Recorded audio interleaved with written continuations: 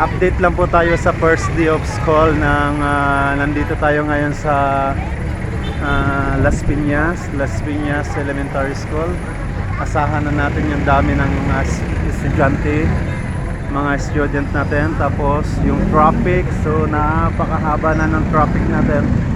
Nandito po tayo ngayon sa mismong bungad ng school. Ayan. So may tatalungin tayo. Sir, magandang umaga po. Kumusta naman po yung piece of order natin dun sa first day ng school natin? Sugod naman. At saka asahan talaga natin yung traffic, no? Talagang so lahat ng mga stasyon, lahat ng mga school natin may naka-deploy tayo ng mga pulis, di ba? Kasi yun sa first day of school. Sir, maraming salamat ha. Ayan po yung ating eskwelahan ng Las Piñas Elementary School. Update lang po sa first day of school ng ating buong Pilipinas to, sir, di ba? Buong Pilipinas.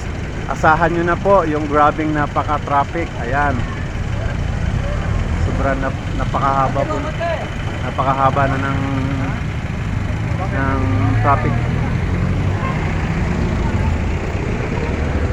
Nasaan yung ano natin?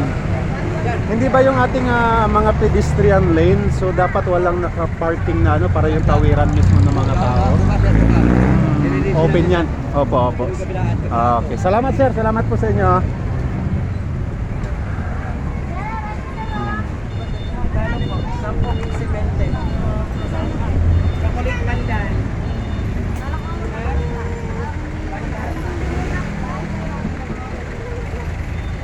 I-keep open natin tong ano, ha?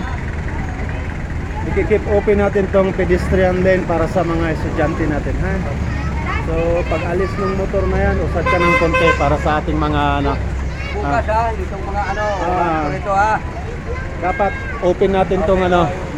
Salamat po. Okay. So ito po yung sitwasyon ngayon sa school, first day of school ng ating mga ano. So asahan mo na talaga yung sobrang napakahabang traffic. Ay, grabe po ang traffic. Ayun, mag-hi daw sila. Hi. Hi kayo. Okay. Ayan na. Asahan nyo na po yung ating mga traffic, yung ating mga jeepney.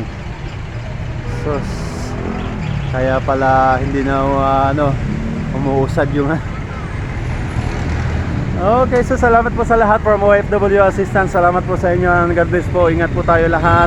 First day of school, base naman po. Ang ganda ng ng ating unang araw ng ating mga mag-aaral o eskwela. Okay.